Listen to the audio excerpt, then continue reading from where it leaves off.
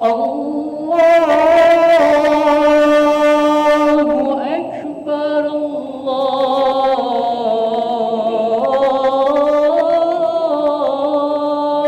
Akbar,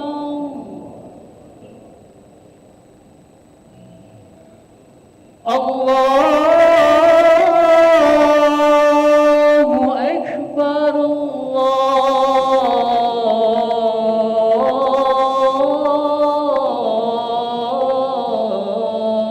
Akbar.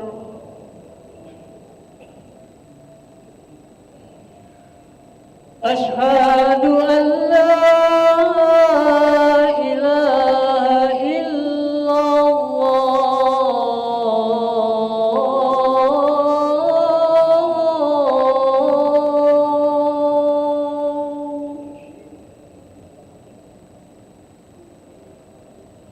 Asyhadu an la ilaha illallah.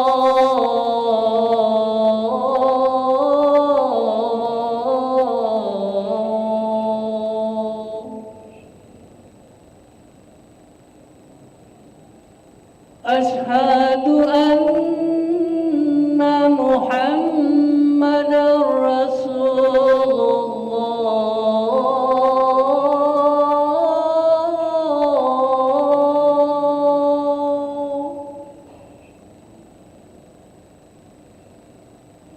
Asyhadu anna Muhammadar Rasulullah.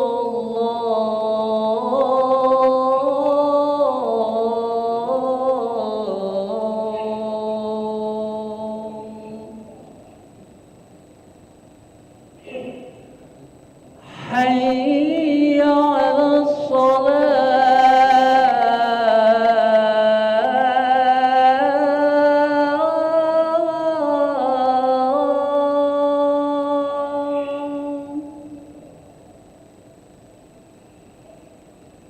حي على الصلاة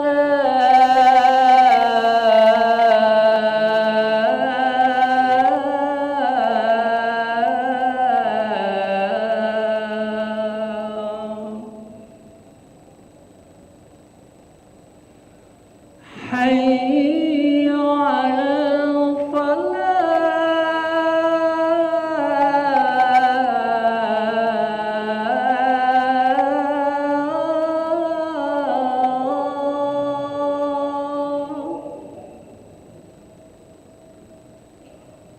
حي على الفلاح.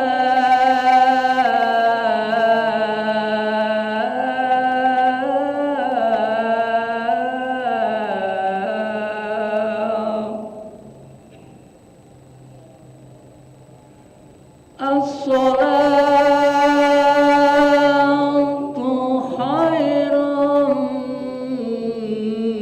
من النوم.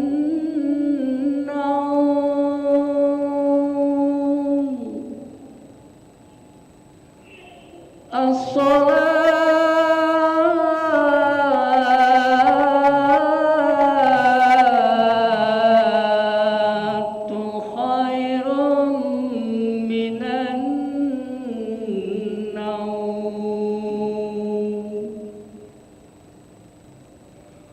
الله أكبر، الله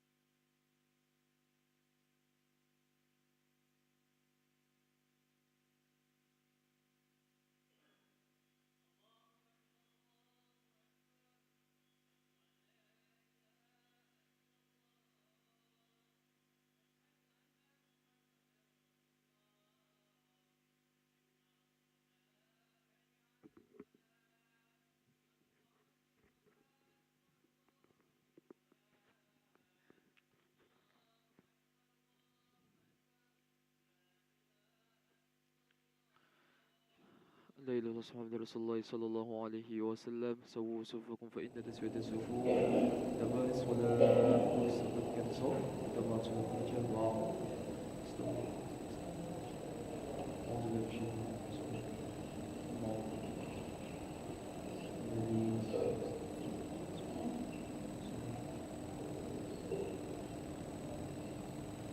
الله أكبر.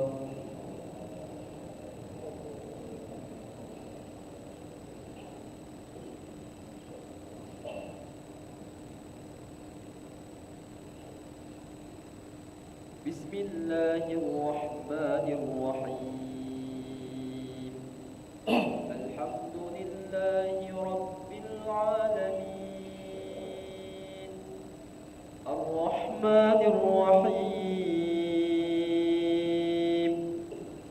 مالك يوم الدين إياك نعبد وإياك نستعين اهدنا الصراط المستقيم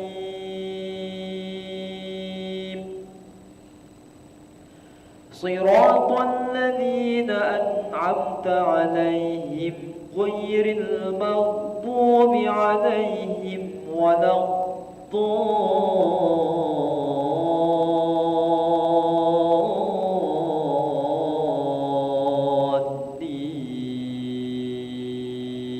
الضالين آمين.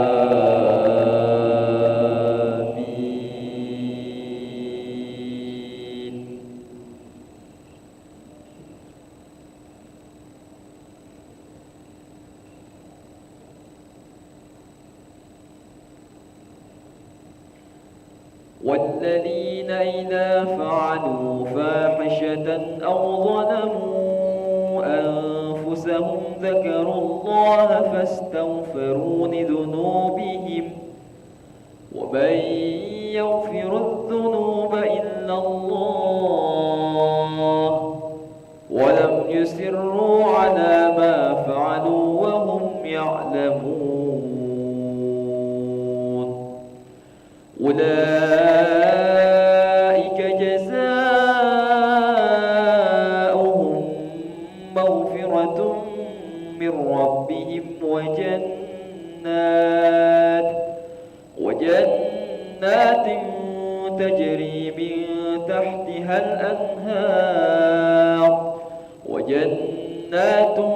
تجري من تحتها الأنهار خالدين فيها ونعم أجر العاملين. قد خلت من قبلكم سنن فسيروا في الأرض فانظروا كيف كان عاقبة المكذبين.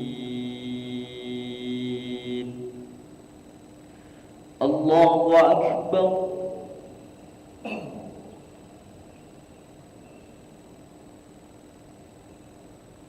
سمع الله لمن حمده.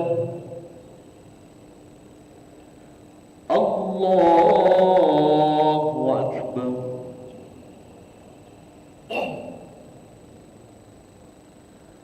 الله أكبر.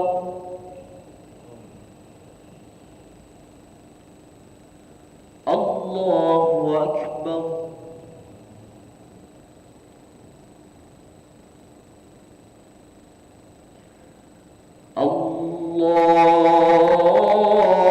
الله أكبر. بسم الله الرحمن الرحيم. الحمد لله رب العالمين الرحمن الرحيم مالك يوم الدين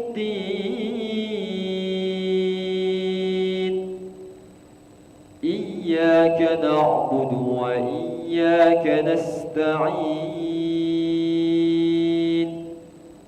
اهدنا الصراط المستقيم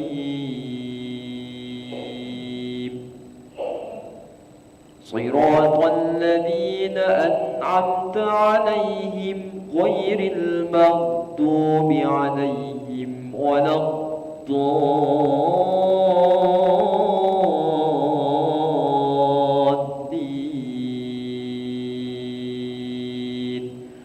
آمين.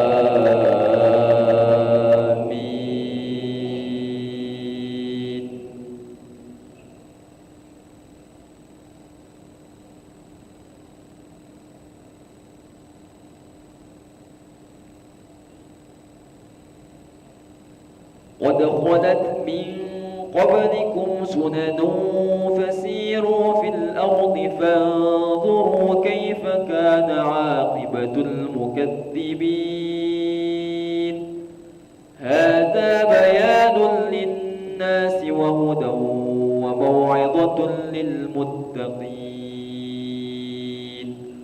ولا تهنوا ولا تحزنوا وأنتم الأعلون إن كنتم مؤمنين.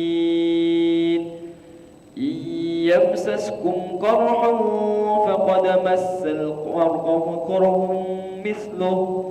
إن يمسسكم قرح فقد مس القوم قرح مثله. وتلك الأيام نداولها بين الناس وليعلم الله الذين آمنوا ويتخذ منكم شهداء والله لا يحب الظالمين.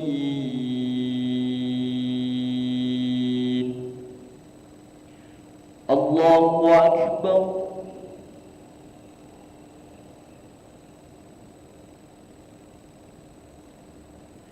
سمع الله لمن حمده.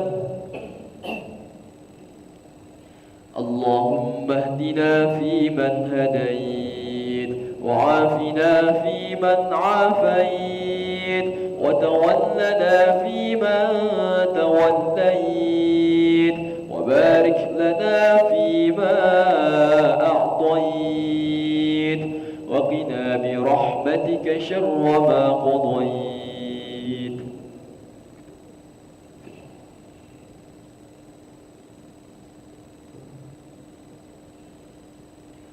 وصلى الله على سيدنا محمد النبي الأمي وعلى آله وصحبه وبارك وسلم. الله أكبر.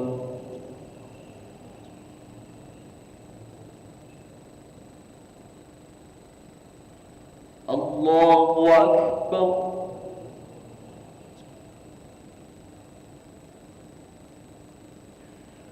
الله أكبر.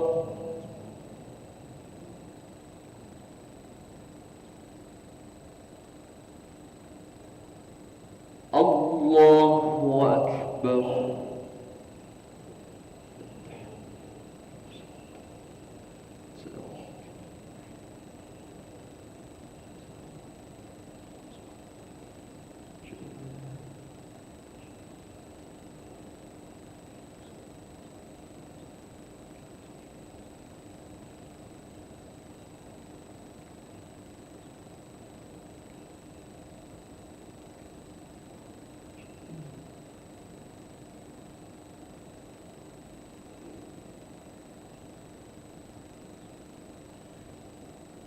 السلام عليكم ورحمة الله. السلام عليكم ورحمة الله. استغفر الله العظيم الذي لا إله إلا هو الحي القيوم ونتوب إليه. استغفر الله العظيم الذي لا إله إلا هو الحي القيوم ونتوب إليه.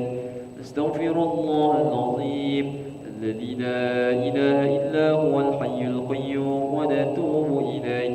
لا إله إلا الله وحده لا شريك له له الملك وله الحمد يحيي ويميت وهو على كل شيء قدير. لا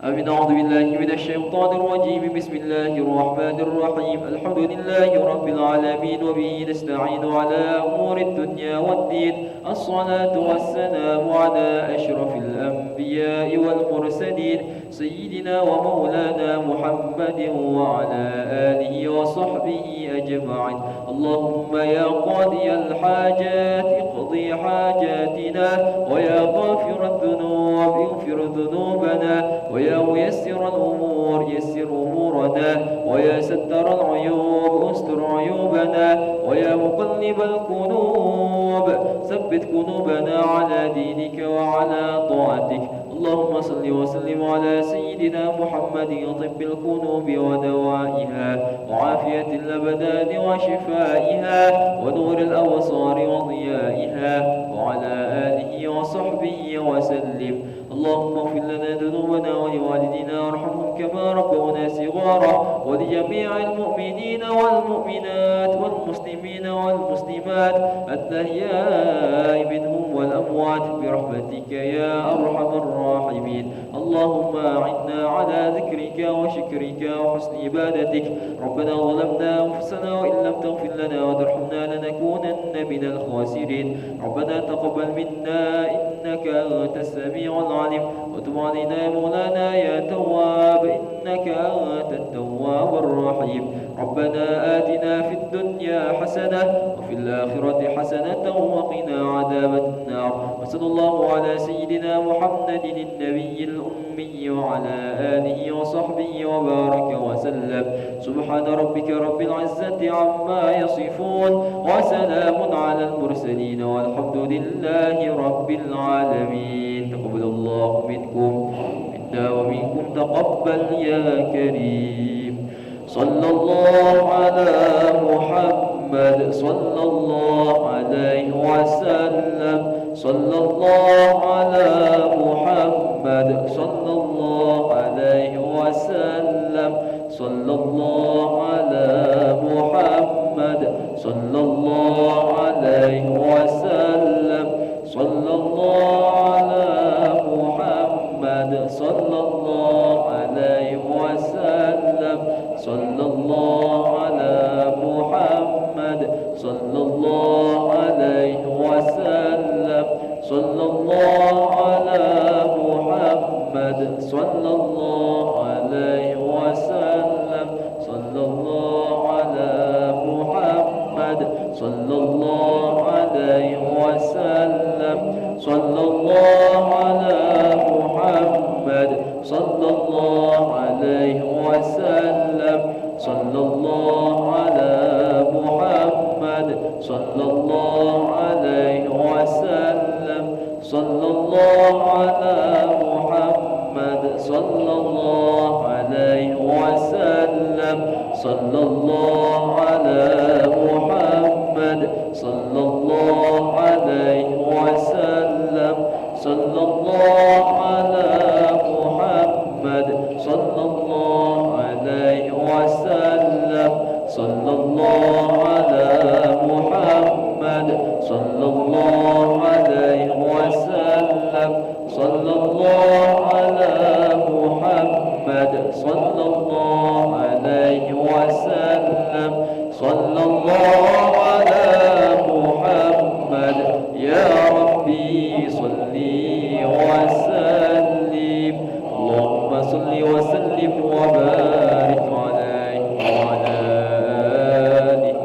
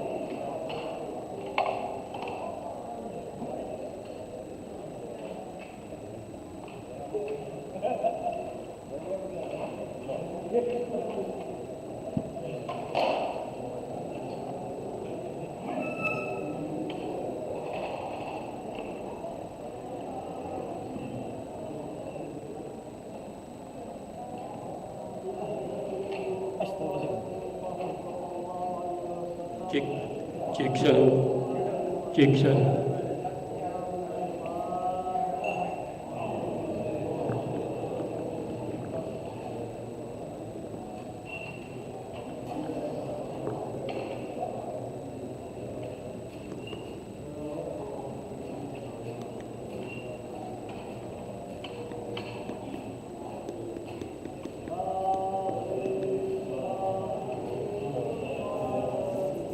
Cek.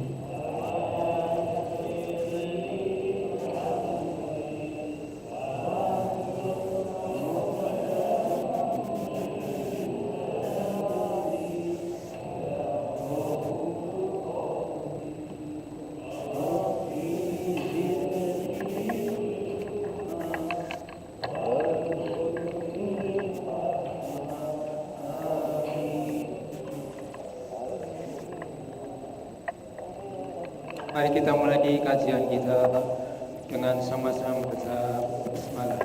Bismillahirrahmanirrahim.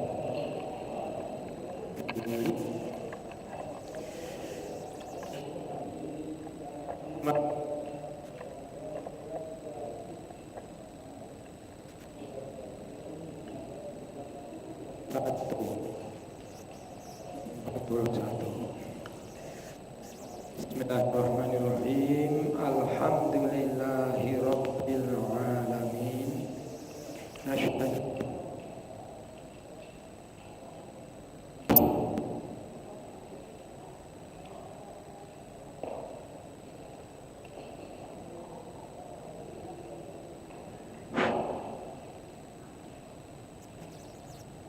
Bapak Ibu, setelah kita diajak oleh Allah untuk memperhatikan alam semesta, mulai ayat 37 Allah menciptakan malam, meninggalkan siang. Pergantian siang dan malam merupakan satu tanda kekuasaan Allah. Ini berkaitan juga dengan surat Ali Imran 190. A'udzu billahi minasyaitonir rajim.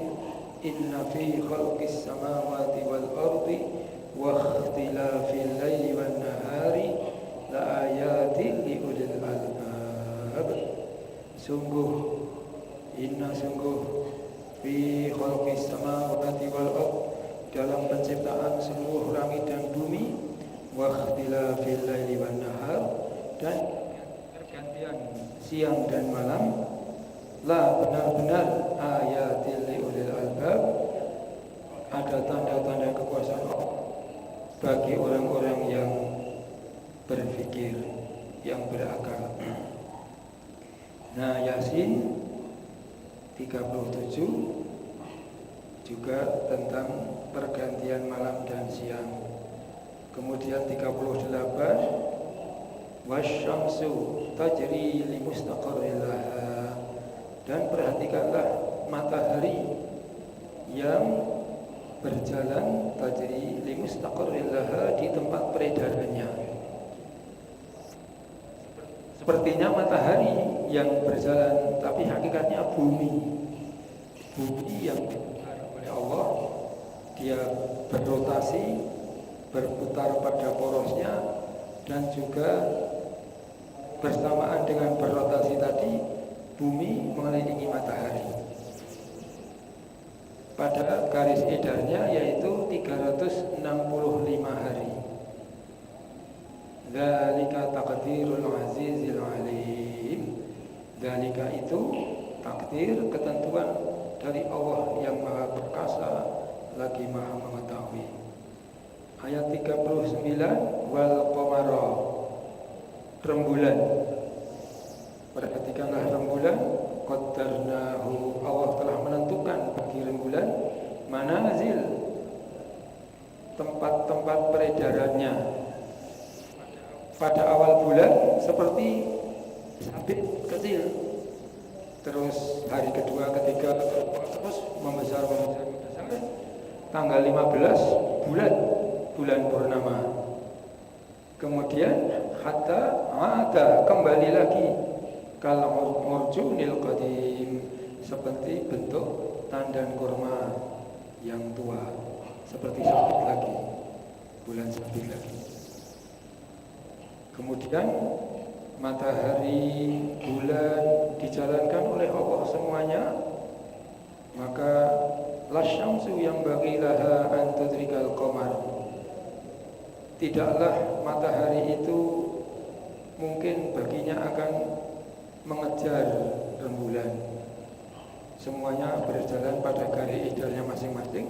Walal lailu sabiqun nahar, tidak pula malam itu mendahului siang, saling mendahului seperti kendaraan, saling menyalip, tidak mungkin.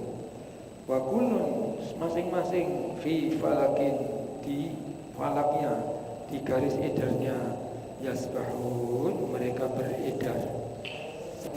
Yasbahu itu adalah berenang di angkasa. Allah semuanya yang menjalankan. Masya Allah. Nah, pagi ini kita memasuki ayat 41. Wa ayatul lahum anna hamalna dzurriyyatahum fil fulkil mashhun. Wa ayatun, ada satu tanda kekuasaan Allah lagi, lahum, bagi mereka manusia, anna, sungguh kami Allah. Ini asalnya anna asalnya. Hamalna, kami Allah telah mengangkut, membawa. Jadi orang ibu itu hamil, orang yang membawa bayi di perutnya. Wa ayatun, satu tanda kekuasaan Allah, lahum, untuk mereka manusia, anna, sungguh kami Allah, hamalna, kami telah mengangkut, kami telah membawa, dzurriyyatahum, anak cucu mereka, fil fulki, dalam kapal perahu, al mashhun, yang penuh muatan. Bapak-bapak, ibu-ibu, kalau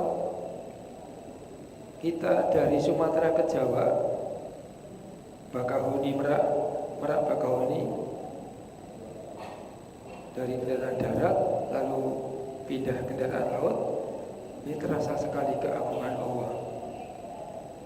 Kita diangkut dengan kapal mengarungi lautan Selat Sunda.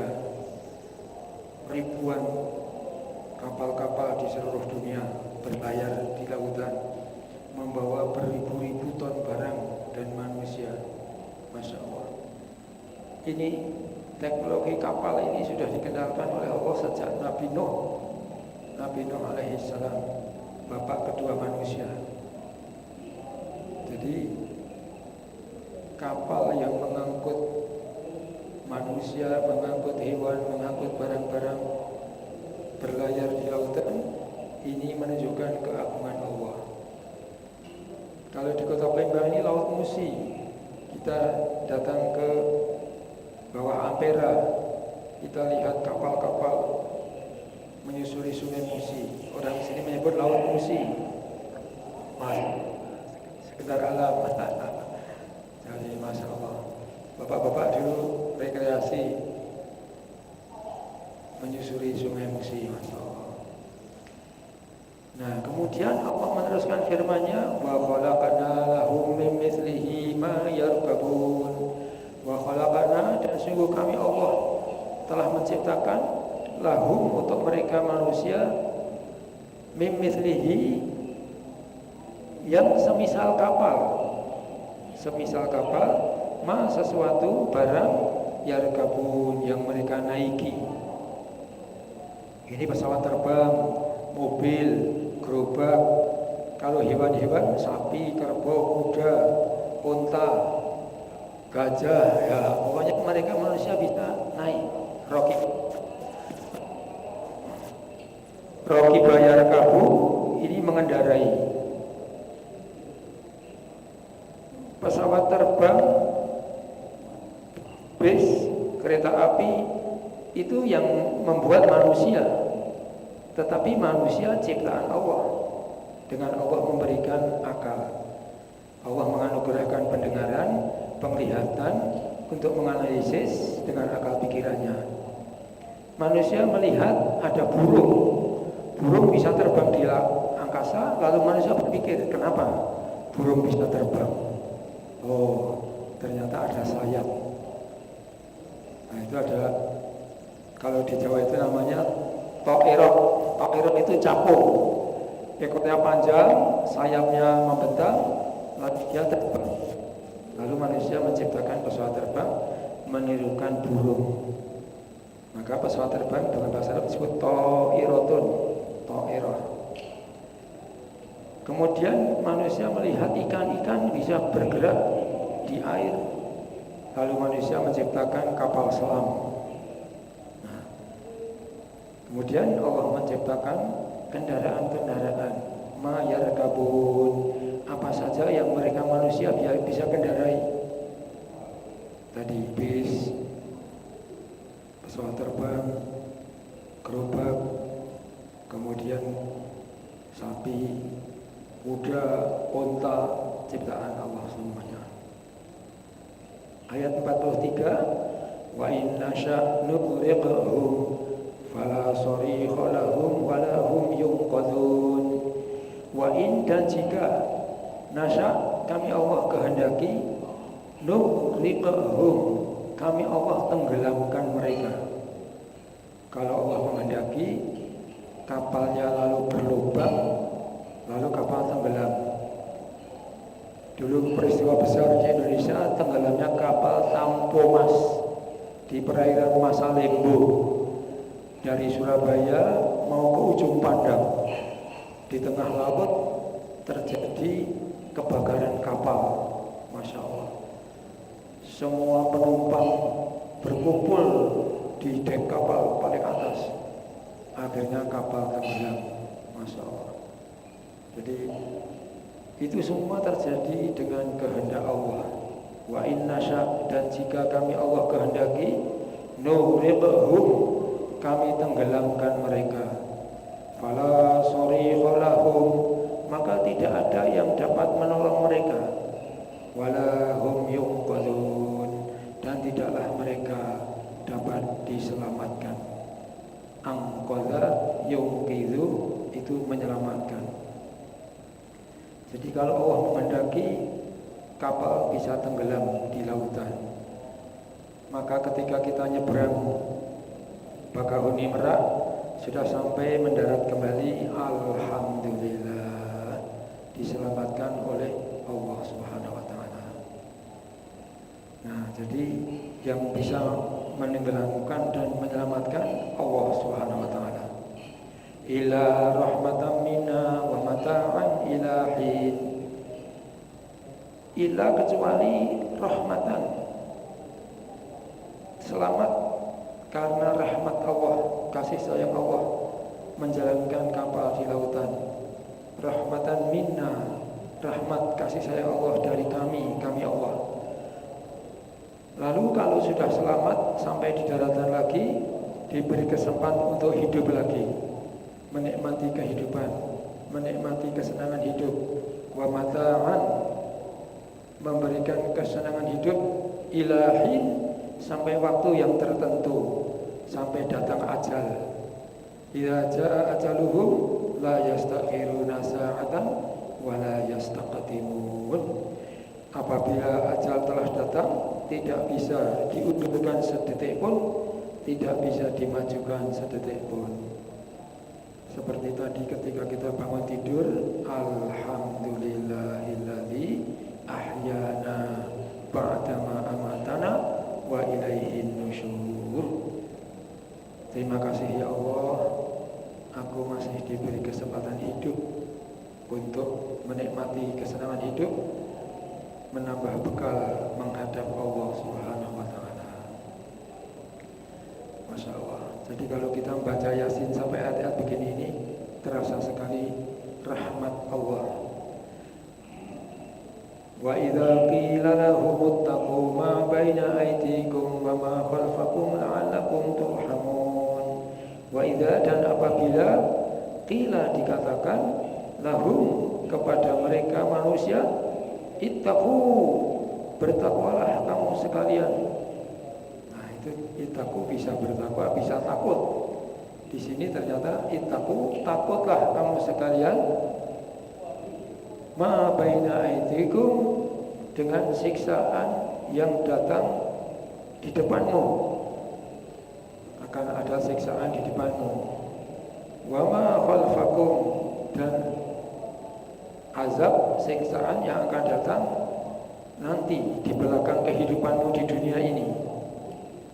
Jadi di sini ada dua siksaan di dunia di hadapanmu langsung, wa ma khalfakum, dan apa yang di belakangmu di balik kematianmu. La'allakum turhamun, supaya kamu sekalian dirahmati Allah.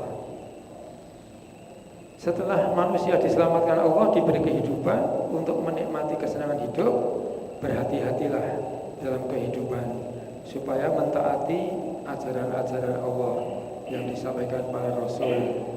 Karena ada siksaan yang langsung di depanmu di dunia ini, wa ma khalfakum, dan ada siksaan yang akan terjadi di belakang kehidupanmu di dunia, yaitu di akhirat nanti. La'allakum turhamun, supaya kamu sekalian mendapatkan rahmat dari Allah Subhanahu wa ta'ala. Wa ma ta'tihim min ayatin min ayati rabbihim illa kanu anha mu'ridin. Wa ma, dan tidaklah, ta'tihim, datang kepada mereka, min ayatin, setiap ayat. Setiap ayat tanda kekuasaan Allah datang kepada mereka. Mereka siapa ini? Mereka orang-orang kafir. Datang tadi tanda-tanda kekuasaan Allah yang disebutkan banyak tadi. Setiap ada tanda-tanda kekuasaan Allah datang kepada orang kafir, min ayati rabbihim, di antara tanda-tanda kebesaran Tuhan mereka, keadaannya tiada lain illa kecuali kanu, keadaan mereka orang-orang kafir tadi, anha, terhadap ayat-ayat Allah tadi, mu'ridin, mereka berpaling, tidak menghayati, tidak mengakui tanda-tanda kekuasaan Allah tadi. Ini ayat ini menunjukkan sikap orang-orang kafir terhadap tanda-tanda kekuasaan Allah yang sudah disebutkan di banyak ayat sebelumnya.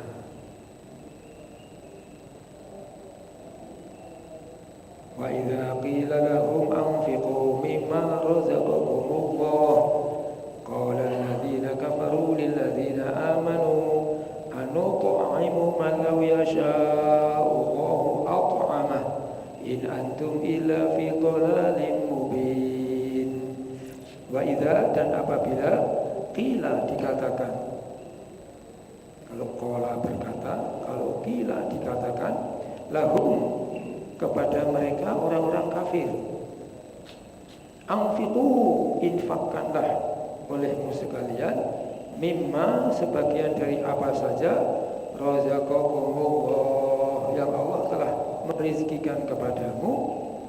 Qala alladziina kafaru, orang-orang kafir itu berkata, lil ladziina amanu, kepada orang-orang yang beriman. Apa kata orang kafir? Anut'imu, apakah pantas kami memberi makan man, kepada orang, law yasha'u at'amah, kalau Allah kehendaki, Allah tentu telah memberi nikmat kepadanya. In antum illa fi dhalalin mubin. Ini kata-kata orang kafir terhadap orang-orang beriman.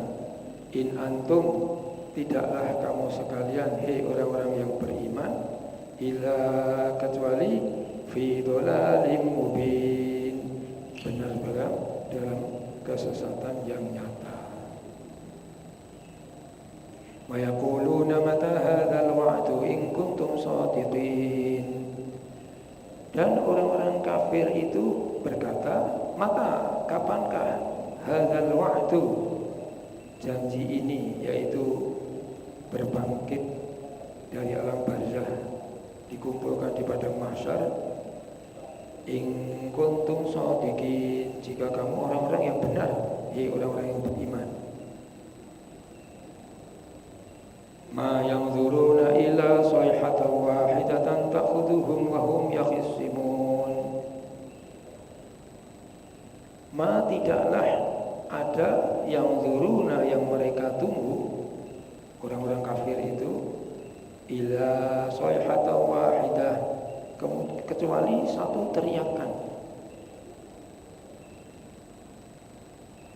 Ta'khudhuhum yang teriakan tadi akan membinasakan mereka wahum yakhisimun ketika mereka saling bertengkar.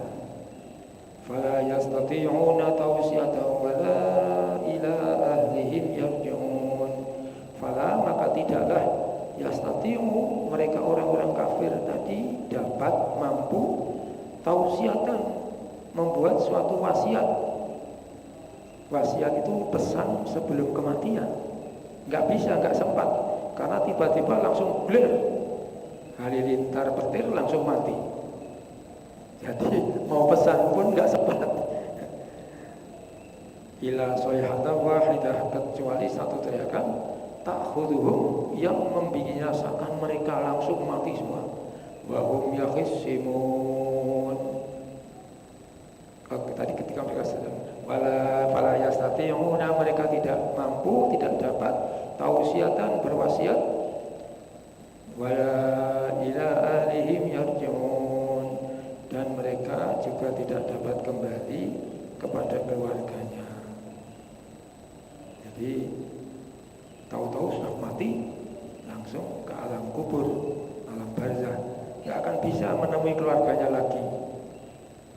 Mau menyampaikan apa tidak bisa, mau wasiat pun nggak sempat. Nah sampai di sini dulu, ini sudah sampai makro ayat 50. Jadi ini ayat-ayat ini menerangkan tentang berbagai tanda kekuasaan Allah, lalu dialog antara orang-orang kafir dan orang-orang yang beriman.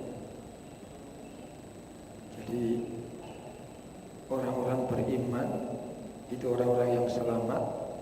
Orang-orang kafir ini yang tidak mampu memahami tanda-tanda kekuasaan Allah karena hatinya sudah kafir, tertutup menutup diri dari hidayah Allah. Mungkin sebagai pembuka pembahasan pagi ini sampai di sini dulu. Silahkan bapak-bapak, ibu-ibu yang ingin menyampaikan sesuatu, mungkin Prof. Assalamualaikum warahmatullahi wabarakatuh. Waalaikumsalam warahmatullahi wabarakatuh. Ayat 41 tentang transportasi. Ya. Kalau di sini Full kapal. bahtera, lebih besar lagi itu. Bahtera bisa mengangkut manusia berapa orang? Wah, ribuan kendaraan. Dan yang Nabi Nuh. Oh, yang Nabi Nuh 80. 80. Belum hewan. Aja. Itu masing-masing sepasang. Kuda, Ya, sepasang semua dan binatang ikut. Ya. Nah, kemudian juga timbul alat-alat transportasi lain. Ya. Pesawat. Saya pernah baca dan saya searching lagi ini. Saya kirim di WA grup Tadabur. tentang penciptaan pesawat terbang. Kalau informasi yang tadinya kita terima dari barat, yang ide pertama penciptaan pesawat terbang itu adalah Wright saudara. Tapi rupanya jauh sebelumnya itu, kalau Wright itu tahun 1903 Masehi, itu ada ilmuwan Islam di Cordoba, Spanyol waktu itu, pada abad ke-9 Masehi. Jadi 850 Masehi itu Abbas ibnu Firnas. Dia waktu itu berumur 70 tahun. Masya Allah. Dia memperhatikan burung. Akhirnya dia membuat macam alat Sayap. ya, dari punya sayap dari bambu, kemudian dikasih kain sutra, tambah bulu burung, kemudian dia melompat. dari bukit. Berhasil 10 menit lebih kurang Terbang pertama. terbang. Tapi pendaratannya tidak mulus. Karena ilmu mendarat tidak dipikirkan. Ya. Bahwa ilmu terbang saja baru. Nah, akhirnya dia menghabiskan waktunya 12 tahun. Sisa hidupnya. Jadi dari 70 tahun, 12 tahun. 82. Untuk riset tentang pesawat terbang. Nah, itu dari dokumen dari Muslim. Ini bukannya Wright bersaudara yang punya Di abad 20. gagasan pertama, tapi ilmuwan Muslim. Sekian informasi, terima kasih. Assalamualaikum warahmatullahi wabarakatuh. Waalaikumsalam. Luar biasa, Masya Allah. Ternyata pemikiran pembuatan pesawat terbang berasal dari kaum muslimin di Cordoba, Spanyol. Bapak-bapak, ibu-ibu, setelah Rasul wafat, lalu kekuasaan Islam dipegang oleh para sahabat. Abu Bakar, Umar, Utsman, Ali. Kemudian sejak itu lalu disambung dinasti Umayyah. Dinasti Umayyah. Nah, sesudah Umayyah lalu Abbasiyah. Ketika terjadi perbedaan pergantian kekuasaan ini, dinasti Abbasiyah ini banyak membunuh orang-orang dari Umayyah. Nah, salah satu dari Bani Umayyah itu yang berhasil lari ke Spanyol adalah Abdurrahman Ad-Dakhil. Gus Dur itu oleh ayahnya diberi nama Abdurrahman Ad-Dakhil. Itu Abdurrahman Ad-Dakhil berhasil dari Bani Umayyah menyelamatkan diri melalui Afrika, lalu nyebrang masuk Spanyol. Nah, Abdurrahman Ad-Dakhil inilah sebagai perintis perkembangan di Spanyol. Nah, maka lalu Islam berkembang di Jazirah Arab dan sekitarnya di Spanyol. Dari Spanyol inilah nanti muncul ilmuwan-ilmuwan Islam yang luar biasa, termasuk tadi Abbasiyah, ya itu pemikiran tentang pesawat terbang. Memikirkan untuk terbangnya, tapi belum terpikir untuk daratnya. Jadi kalau awal abad 20 Wright bersaudara menciptakan pesawat itu dengan digenjot seperti naik sepeda. Naik sepeda lalu bisa naik sebentar. Dari situlah diciptakan pesawat terbang. Nanti lalu ditemukan mesin jet yang sangat cepat, bahkan nanti super jet, pesawat Concorde lipat 2 sangat cepat. Nah, jagonya ilmu ini adalah dari Indonesia, Profesor Habibie. Itu disebut sebagai Mr. Crack karena Habibie menciptakan penemuan logam pesawat terbang itu bisa retak dan nanti pesawat akan bisa jatuh. Maka untuk mengatasi itulah Habibie menemukan teorinya, lalu Habibie disebut Mr. Crack. Jadi tuannya retak badan pesawat terbang, Masya Allah. Nah, terima kasih Prof. Jadi inilah penemuan dari Al-Quran, inspirasinya. Maka di sini dari kapal ini mengangkut barang, terus ada yang semisalnya. Ini semua kendaraan yang ini mayar kabun, apa saja yang manusia bisa kendarai. Bisa di darat, bisa di laut, bisa di udara. Nah, jadi inilah kehebatan manusia itu terletak pada akalnya. Dari burung, lalu diciptakan pesawat terbang. Bahkan manusia menciptakan helikopter bisa terbang vertikal, naik. Bahkan sekarang pesawat jet bisa naik, Harrier pesawat Inggris. Jadi dari kapal induk naik baru jalan, dari jalan berhenti baru turun. Nah, jadi luar biasa manusia ini dengan akalnya bisa menciptakan berbagai kendaraan. Ya sekarang malah tanpa awak. Iran itu luar biasa sekali. Drone Amerika oleh Iran ditangkap, diturunkan. Hebat sekali orang-orang Iran ini. Jadi drone Amerika diturunkan, dibuka, dipelajari, dikembangkan. Lalu Iran sekarang menciptakan pesawat drone yang hebat, lebih hebat dari Amerika. Inilah yang dipakai oleh Rusia di Ukraina, drone-drone dari. Nah, ini sekarang luar biasa sekali. Globalisasi, Trump mengancam Iran untuk menangkap Khamenei, presiden Iran. Iran mengatakan, ya silakan saja. Kalau kamu mulai perang, kami tidak akan mulai perang. Tapi kalau kami diserang, nah, siap untuk menghancurkan kapal Amerika. Mari kita lihat terus perkembangannya. Nah, Bapak-bapak, Ibu-ibu, berikutnya Ustaz Ibar bisa memberikan informasi lebih lanjut. Baiklah, terima kasih Ustaz Burhan. Bapak-bapak sekalian, kami melihat di ayat ini sangat menarik sekali kosakata yang ada di dalamnya, karena sangat berkaitan erat dengan ayat sebelumnya, yaitu di ayat 40. Terdapat pada kalimat wa kullun fi falaki yasbahun. Ada dua kalimat yang hampir-hampir serupa dari hurufnya, antara falakun, yaitu yang bermakna garis edar, matahari, bulan dan bintang-bintang, dengan ayat ke-41 yaitu fi fulki fil mashhud.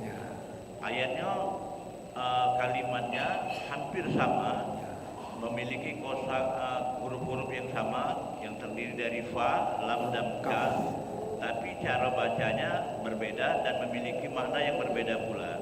Kalau tadi falakin atau falakun artinya garis edar, sementara fil fulkil atau fulkun bermakna bahtera atau kapal.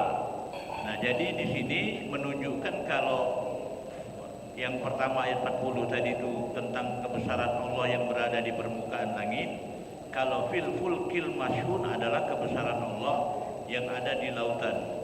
Ini menunjukkan bahwasanya kalau kita perhatikan dari ayat ini, suatu tanda kebesaran Allah bagi mereka adalah bahwa kami mengangkut keturunan mereka dalam kapal yang penuh muatan.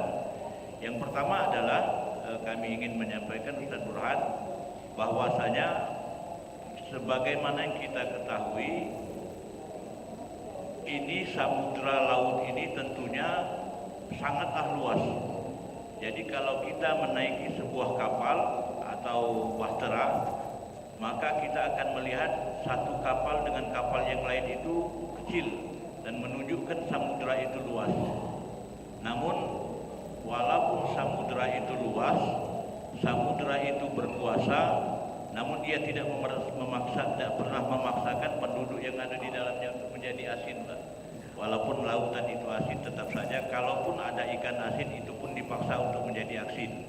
Nah, ini kehebatan samudra lautan itu tidak pernah memaksa penduduk yang ada di dalamnya ikan-ikan itu menjadi asin. Dan ini juga menjadi catatan bagi kita bahwasanya alat transportasi dari samudra ini, kami mengutip dari kitab tafsir karangan Buya Hamka yaitu Al-Azhar, bahwasanya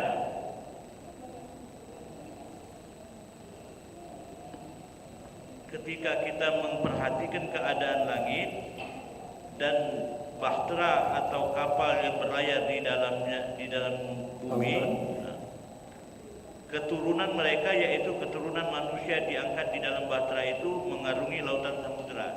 Artinya mereka yang diangkat pada saat ini menceritakan tentang bagaimana kapal atau samudra atau bahtera Nabi Nuh alaihi salam mengangkut, termasuk Nuh ini adalah nenek moyang kedua setelah Nabi Adam.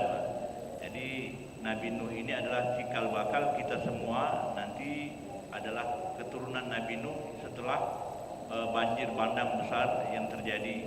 Kemudian kapal Nabi Nuh berlayar di samudera, membawa semua yang ada di dalamnya, tidak hanya keluarga Nabi Nuh, namun manusia-manusia yang beriman, termasuk di situ binatang-binatang yang berpasangan, dan yang kita yakini adalah di antara muatan-muatan itu menjadi di ayat 42 kita sambung, begitu juga kami menciptakan untuk mereka dari jenis itu angkutan lain yang mereka kendarai. Jadi melihat betapa besarnya samudra atau kapal Nabi Nuh ini, maka dengan itu Allah Subhanahu wa taala menciptakan hal yang serupa, yaitu kapal-kapal menjadi alat transportasi. Yang ini nanti bermuara kepada ketika nenek moyang kita dulu yang kita kenal sebagai pelaut. Nah, di zaman Rasulullah Shallallahu Alaihi Wasallam pun mereka juga ada yang mencari penghidupan, berpindah satu tempat ke tempat yang lain dengan menggunakan bahtera. Dan di antaranya ada para sahabat yang bertanya ketika mereka mencari penghidupan di bahtera itu, pada saat mereka bertanya kepada Rasulullah SAW sebagai asbabul wurud dalam sebuah hadis, bagaimana keadaan mereka ketika mereka berada di dalam kapal di zaman Rasulullah SAW hendak melakukan atau beribadah, sementara mereka membawa bekal untuk keperluan mereka selama dalam perjalanan mereka di lautan. Akan tetapi kalau itu mereka gunakan untuk berwudu atau untuk minum, maka tidaklah cukup. Lalu sahabat bertanya, apakah lautan itu boleh atau bisa dijadikan alat sebagai bersuci?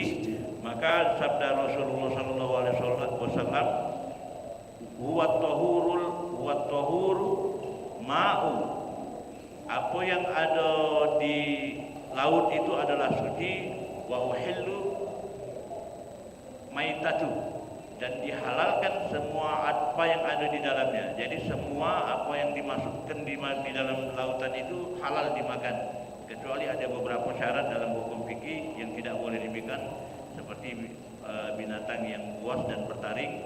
Nah, maka dari itu sampai sekarang ini pun kapal yang dijadikan contoh di dalam ayat ini menjadi alat transportasi dan kehidupan sampai sekarang ini. Mungkin itu saja saya dapatkan sampaikan. Terima kasih, luar biasa, Masya Allah.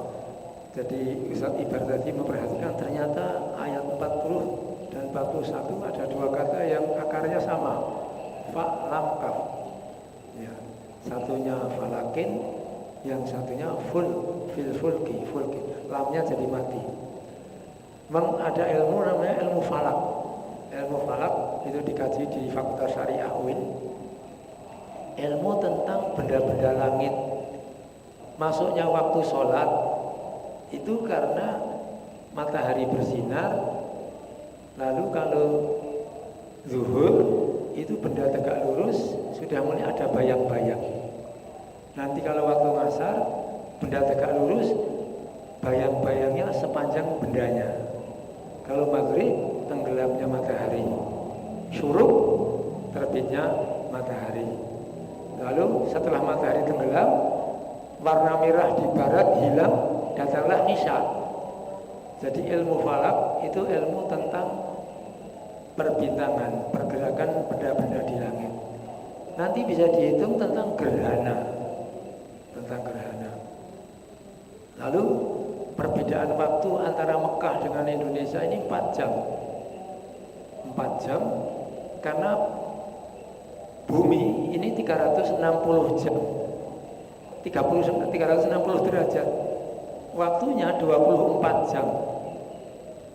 Nah, maka dunia sepakat pedoman waktu adalah kota Greenwich di Inggris, disingkat dengan GMT, Greenwich Mean Time.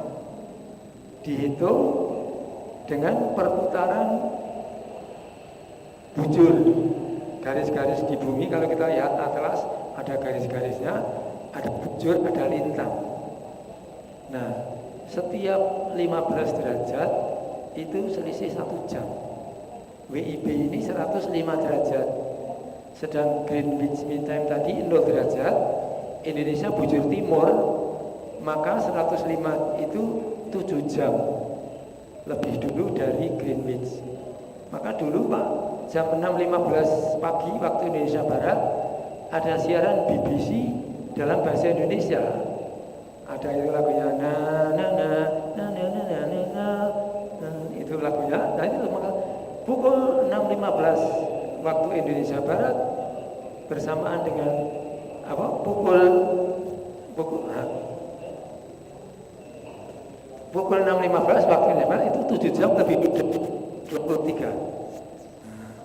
Jadi kita ini lebih dulu menerima matahari. Jadi kalau WIB itu 105, nanti waktu Indonesia Tengah dikurangi 15 derajat, Indonesia Timur dikurangi 15 derajat lagi. Ke Mekah itu nanti selisihnya 4 kali 15 derajat. Jadi ada ilmu falak, di dalam bahasa barat namanya astronomi. Nah, bukan astrologi. Kalau astrologi perbintangan kelahiran kita. Ada Libra, ada Aquarius, itu astrologi. Tapi ini astronomi. Nah, kemudian falak yang di 41 ternyata artinya adalah kapal. Nah, kapal itu berjalan di lautan, itu seperti benda-benda langit berjalan di angkasa, persis. Nah, jadi benda-benda langit digerakkan oleh Allah di tengah-tengah langit yang luas. Kapal berjalan di lautan yang luas bagaikan di angkasa untuk benda-benda langit. Orang-orang Arab pada masa sahabat sudah sampai Indonesia. Dalam penelitian Buya Hamka dan para ulama di Aceh, di Barus, sudah ada kapal-kapal dari Timur Tengah yang mendarat. Jadi kalau Belanda mengatakan Islam datang ke Indonesia abad 13, itu bukan sebetulnya datang, tapi itu berkembang yang pesat. Datangnya sejak zaman sahabat. Islam sudah hadir di Indonesia abad ke-7. Nah, jadi inilah kajian tentang datangnya Islam di Indonesia, karena penjajah itu membuat suatu sejarah sesuai dengan kehendak mereka. Termasuk seperti Indonesia ada pendidikan umum, pendidikan agama, umum sekolah umum, agama pesantren. Ini bikinan Belanda. Di masa ibadah haji ketemu orang-orang dari Afrika, satu sekolah, ilmu umum menguasai, agama menguasai. Nah ini sebenarnya Belanda yang bikin pisah. Makanya ya bapaknya Gus Dur, Menteri Agama kedua Pak Wahid Hasyim, Menteri Agama pertama Profesor Rosyidi. Profesor Rosyidi ini orang Kota Gede Jogja yang dulu oleh Presiden Soekarno diangkat jadi Menteri Agama pertama. Kemudian yang kedua Kiai Wahid Hasyim, ayahnya Gus Dur. Kiai Wahid Hasyim ingin menyatukan seperti tadi umum dan muslim, maka dibentuklah madrasah-madrasah aliyah, madrasah ibtidaiyah, sanawiyah, aliyah. Itu sebenarnya ingin menyatukan, tapi belum berhasil karena masih kelihatan agamanya saja, umumnya ketinggalan dengan yang umum. Nah ini nanti mestinya harus, sekarang ini ada sekolah Islam terpadu, sekolah Islam terpadu. Nah SDIT. Ya. Nah kembali lagi tadi, ini tadi ayat-ayat yang mengajak kita kepada keagungan Allah, dan ini ada dialog antara orang-orang mukmin dan orang kafir. Jadi dialognya ini diabadikan oleh Allah dalam Al-Quran. Nah, jadi orang-orang kafir itu hatinya tertutup, kafir, menutup dari hidayah Allah. Apa yang mereka tunggu tidak lain kecuali hanyalah sayhatan wahidah, teriakan sekali saja, clear, halilintar, lalu mereka semuanya mati, berwasiat pun tidak sempat, apalagi kembali kepada keluarganya. Ini menjadi pelajaran kepada kita. Iman itu harta yang sangat berharga. Harga yang paling berharga itu iman. Iman kepada Allah. Dan kalau kita nanti dipanggil Allah membawa iman dan amal soleh, itulah yang akan menyelamatkan kita. Maka anak-anak cucu-cucu kita selamatkan, jangan sampai keluar dari iman. Iman iman kepada Allah dan amal soleh. Pak Haji Danarto bisa menambahkan, silakan Pak Haji.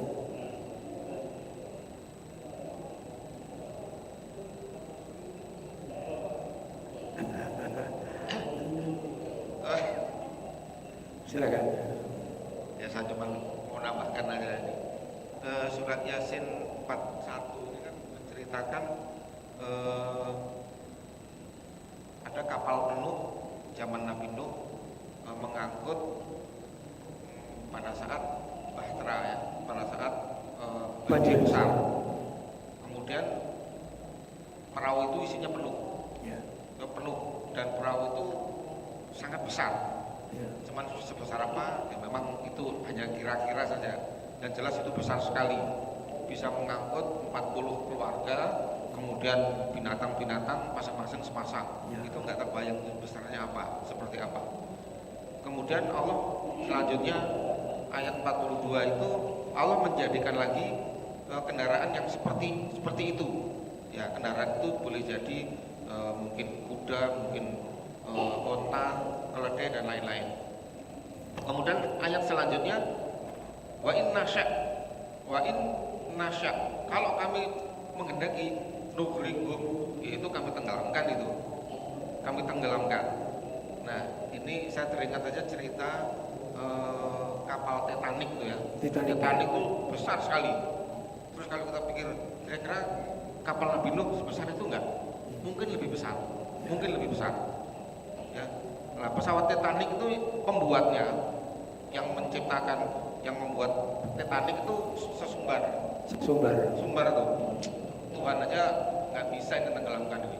Wah, saking sumbarnya itu kan. Ternyata tenggelam. Nah ini dikaitkan kan inna nughriqhum. Ya. Jadi kalau dalam hukum itu ada hukum yang namanya hukum akal, ada hukum syariat, ada hukum adat. Nah, ilmu pengetahuan yang sekarang berkembang itu adalah pengembangan dari hukum adat, sebab dan akibat. Ya, jadi kalau ada benda di atas air, kalau bentuknya seperti ini tenggelam, tapi kalau dibentuk seperti kapal maka tidak tenggelam. Ini hukum adat. Kemudian ini dikembangkan, kemudian akal itu menggabung-gabungkan sehingga disimpulkan bahwa kapal itu tidak tenggelam. Nah, ini yang perlu disadari bahwa semua hukum adat itu juga Allah yang menjadikan. Ya, seperti orang makan itu kenyang. Jadi makan itu menyebabkan kenyang. Tapi perlu dicatat bahwa ada makhluk Allah yang nggak makan tetapi dia hidup seperti malaikat. Jadi yang perlu diperhatikan adalah desain yang Allah buat untuk manusia itu kadang-kadang berbeda untuk makhluk yang lain. Ya, tadi seperti dikatakan cerita pesawat terbang, melihat burung kok bisa terbang ya? Coba saya bikin sayap, ya nggak bisa. Kalau macam itu nggak bisa. Karena apa? Karena memang desainnya nggak seperti itu. Ya. Tapi kalau memang Allah berkehendak, pesawat itu bisa jatuh. Ya. Jadi wa inna nughriqhum. Jadi walaupun itu hukum sebab akibat, ilmu ini adalah ilmu yang menggabung-gabungkan. Ya. Kemudian kita simpulkan kalau dibuat seperti ini maka kapal itu bisa tidak tenggelam, bisa selamat. Pesawat terbang juga begitu. Kalau dibuat seperti begini, maka pesawat ini akan aman. Ya. Jadi saya teringat aja dulu sempat tentara Islam itu berangkat ke Eropa, ke Spanyol, itu hanya mengendarai kuda, mungkin onta, nggak pakai kapal ini, nggak pakai kapal. Kemudian begitu sampai di perbatasan selat yang dalam, selat itu musuh orang-orang kafir itu di sebelah itu dia ngomong nih, bagaimana orang Islam mau lewat ini? Dia nggak punya kapal. Tapi apa kata pimpinan waktu itu? Kalau nggak salah pimpinannya Amr bin As ngomong gini, sahabat-sahabat, kalau Allah berkehendak, kita bisa sampai ke ujung daratan itu, melewati selat ini dengan izin Allah. Kemudian dengan pengucapan bismillah, tentaranya itu bisa berjalan di atas air. Wah, ini juga hukum adat, tetapi yang namanya khawarikul adat, di luar adat. Jadi di dalam hukum-hukum ini yang perlu diperhatikan, memang ada hukum adat, tapi hukum di luar adat itu juga Allah jadikan. Nah, ini ketika kita mengandalkan hukum adat, ini berbahaya kalau itu menjadi menuhankan hukum adat. Kalau saya nggak makan, mati. Kalau saya makan, itu saya akan sehat. Ketika kita mengandalkan makan, nah ini yang berbahaya. Nah, seolah-olah Allah itu menjadi tidak ada. Saya bisa hidup ini karena saya belajar. Kemudian saya punya titel, punya jabatan. Nah, saya punya jabatan ini, saya tenang. Kalau kita merasa tenang dengan jabatan itu, ini cukup berbahaya. Sehingga kita mengandalkan, menggantungkan kepada hukum adat. Nah, ini yang berbahaya. Mungkin ini saja. Jadi ini ada hukum tauhid, hukum akal, hukum akidah, dan ada hukum adat. Wallahu a'lam. Terima kasih Pak Haji Dahlan, Masya Allah, luar biasa sekali. Jadi selalu melibatkan Allah. Seperti ini tadi, ayat-ayat ini semuanya Allah. Yang menciptakan kapal Allah, yang menjalankan kapal Allah, yang menyelamatkan Allah, yang menenggelamkan juga Allah. Kalau yang masih ada tadi itu seperti korun, Pak ya. Korun kaya raya ini karena ilmuku mengumpulkan harta, meninggalkan Allah. Jadi itu seperti Titanic tadi. Saya membaca sejarah Titanic itu, pembikinnya itu sesumbar tidak akan bisa tenggelam karena di dalam kapal itu dibikin kotak-kotak. Di bawah dek itu ada kotak-kotak. Satu air masuk ke dalam kotak tidak akan berpindah ke kotak yang lain.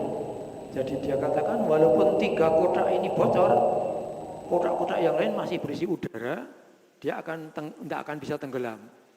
Tapi ternyata dalam pelayaran pertama dari Southampton di Inggris mau ke Amerika ya, di tengah jalan menumbur gunung es.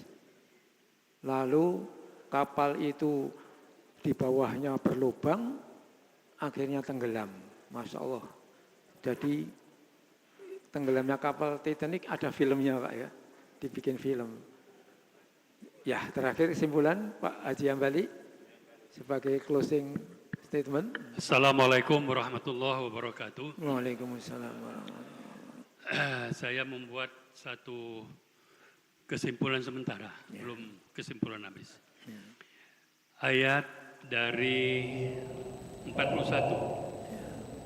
Mungkin kita perlu membaca surat Ar-Rahman ayat 33. Ya ma'syarul jinni wal insi in istata'tum an tanfuzu min aqtaris samawati wal ard fanfuzu la tanfuzu illa bisultan.